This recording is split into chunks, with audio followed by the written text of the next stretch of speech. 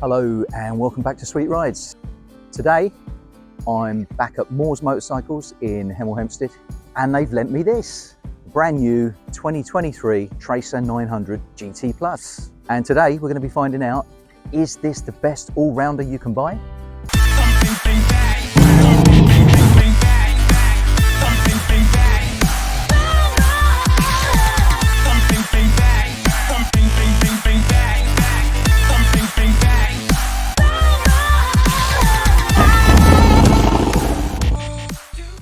So this year, Yamaha have made yet another update to their ever popular Tracer series of bikes. We started off with the standard Tracer. We then had the Tracer GT, which had the panniers and boxes, and we now have the GT Plus. So what's new on the GT? Well, probably the thing most people will notice straight away is the new 7-inch TFT display.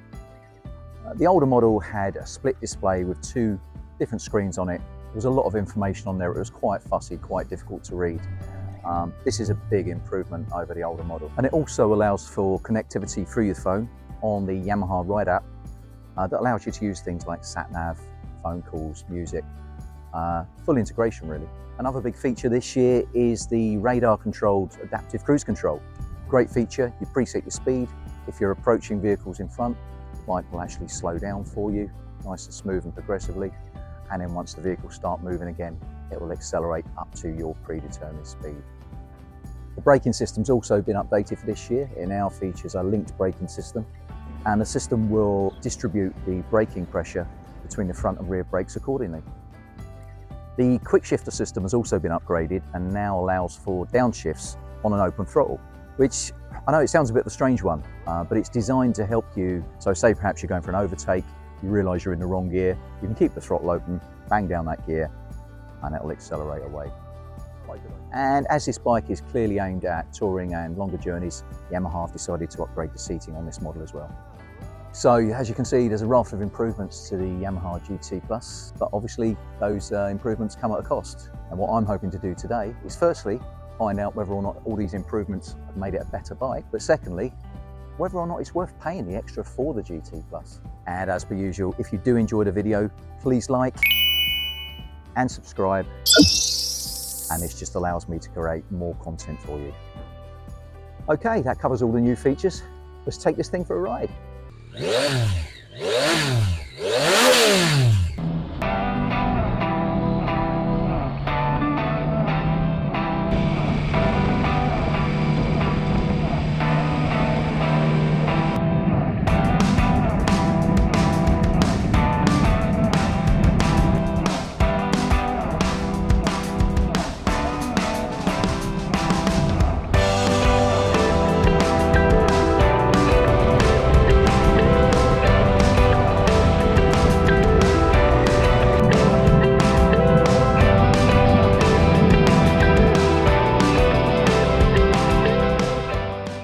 So the GT Plus has an 890cc triple engine that creates 117 brake horsepower and 93 Newton meters of torque. It's a tried and tested unit that Yamaha seem to have perfected. They also use it in the MT-09, which is another great bike. For most riders, the GT Plus has plenty of power and suits all types of riding. Being a triple, it's got a bit more torque than the equivalent 4-cylinder unit, but it'll also rev up quite high too, redlining at around 10,500 revs. The engine has 3 preset modes, rain, road and sport, plus 1 additional custom mode, all of which change the character of the bike depending on the type of riding you're doing. This is an engine that will suit newer and experienced riders alike. There are no nasty surprises with this one. The throttle connection and the acceleration are very linear and predictable, which just adds to this bike's overall feeling of safety. The quick shifter works really well, up and down the gearbox, and surprisingly, I really like the new feature of being able to downshift on an open throttle. I'm used to riding bigger, more powerful bikes. I went for an overtake and suddenly found the acceleration just wasn't quite as rapid as I'm used to. But I just kept the throttle wide open, tapped down the gear, and was soon past the vehicle safely. It's a really useful feature. Okay, so let's talk about handling. For an adventure touring style bike, the GT Plus handles incredibly well.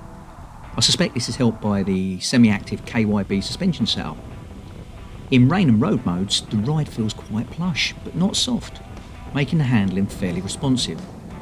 In sport mode, everything sharpens up a bit more and allows you to get a bit more out of the bike. It's not sports bike sharp, but for everyday road use, it's plenty good enough. The brakes on the bike are Yamaha's own radially mounted units. Never had issues with them as such. They work well enough, but they do suffer from a regular Yamaha issue, which is that they just feel a little bit wooden.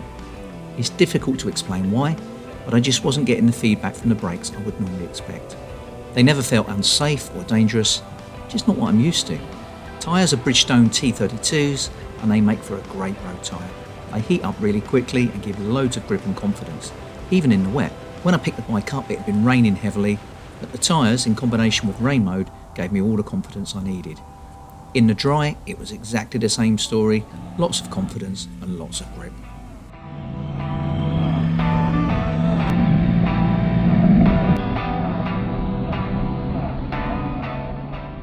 So, comfort. I've got to say, this is one of the most comfortable bikes I've ever ridden. The riding position felt almost perfect for my 5'10" frame. You sit quite upright with what seemed to be plenty of legroom on a very comfortable seat. I mentioned the semi-active suspension earlier when talking about the handling, but I think the suspension really helps with the comfort as well. It soaks up the bumps and keeps the bike feeling stable in all situations. When initially getting on the bike, I was concerned that the seat might be a little bit too hard. But how wrong was I? After covering a lot of miles, the seat was still incredibly comfortable. I know this may be helped by the suspension as well, but either way, I feel that I could cover a lot of miles on this bike with no issues at all. The screen is one-hand adjustable, which means you can change its position while on the move. I normally struggle with buffeting on this style of bike. I had no problems on the GT Plus. On its highest level, I found the screen was quite close to my helmet and it just threw most of the wind straight over my head. Again, another reason this bike would be great for longer journeys. When I picked this bike up, it was throwing it down with rain. The temperature had dropped as well. So I went into the menu system, turned on the standard heated grips, and they heated up really quickly, and again made the ride much more bearable, and ultimately more comfortable.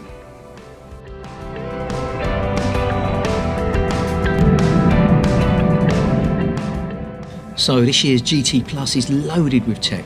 The electronics are accessible through an all-new TFT screen. Controlling the electronics is really easy through the use of the directional control button on the left-hand switchgear. I found the adaptive cruise control work brilliantly. It makes the motorway and dual carriageway journeys much more relaxing and ultimately safer. I already have a similar system on my car, but I found the Yamaha system actually worked better, slowing the bike down and accelerating much smoother than my car's system does. But then I suppose it has to. I am now on 2 wheels compared to 4. Anyway, I definitely found the system really beneficial. Additional features are traction control, slide control, lift control, which is wheelie control to you and I, and the electronic suspension.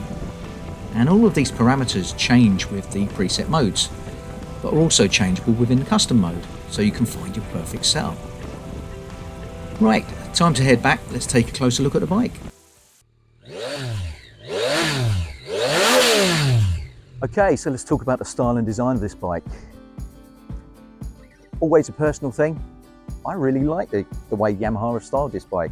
With motorcycles, especially if it's a single purpose motorcycle like a sports bike, quite often I think it's easier for designers because it's a very focused machine, and I think it's easier for them to make it look good. With these style of bikes, you know, sort of adventure tourer bikes, it's got to be a sort of a Swiss Army knife kind of bike. There's a lot to package in there, but I think Yamaha have actually pulled it off. I think they've done an excellent job. But of course, the styling's not going to be to everyone's taste, so let me know what you think in the comments. So this year, the colours available are Icon Performance, which is this colour here. Pretty much the same colour you find on the Yamaha SP models. Really classy, lovely silver, black with a nice blue pinstripe, the blue wheels. I really like this colourway. Also available is the Power Grey, which I'll put on the screen for you now. Lovely grey colour, gorgeous sort of bronze goldy pinstripe. Again, another really classy looking design. So moving on to desirability. Who's actually going to want this bike? I think it's the sort of bike that somebody is going to want if they only have one bike in their life. and it's got to be that one bike that does everything. It's a bike you can have fun on, but it's designed so you can cover long journeys, you can do tours, you can take baggage on there, you can carry a passenger. The bike does literally everything. On top of that, Yamaha have a great reputation for quality, and they've got a great dealer network as well. So why wouldn't you want this bike? And how does it compare with the competition? Well, that kind of brings me on to the cost. So let's have a look at that. So other bikes in this category are Ducati Multistrada V2S, and that's currently coming out at 16,595, which is £1,685 more than this model. The Triumph Tiger 900 GT Pro, which costs about the same as the Yamaha. The Kawasaki Versys 1000 SE, and that's currently coming out at 15,569. So the current retail price on this bike is £14,910. And the model I've borrowed today hasn't actually got the bags on it, but it does come with the panniers as well. On finance, Yamaha are offering a great deal at the moment. With a £2,000 deposit, this bike's only going to cost you £199 a month, and that's over 48 months. So realistically, considering the amount of tech on this bike, and again, considering it's the only bike in this class to have adaptive cruise control, at £14,910, I think this is really, really good value for money. So before we get to our conclusion, what didn't I like about the GT Plus? Well, as I mentioned earlier, there's just a bit of a problem with the braking feel on this bike. I really wish Yamaha would take a serious look at their braking setups. Would it stop me from buying the bike? No, it wouldn't. You know, the brakes work, but there is just a lack of feel. So as I'm sure you're already aware, the Yamaha Tracer 900 GT Plus gets a big thumbs up from me. But is it worth paying the extra £1,800 over the standard model? Well, for me, yes. I found all the new features, the cruise control, the upgrade to the blipper, the new seat, the new dash. All those features for me did make it a much more enjoyable and better bike.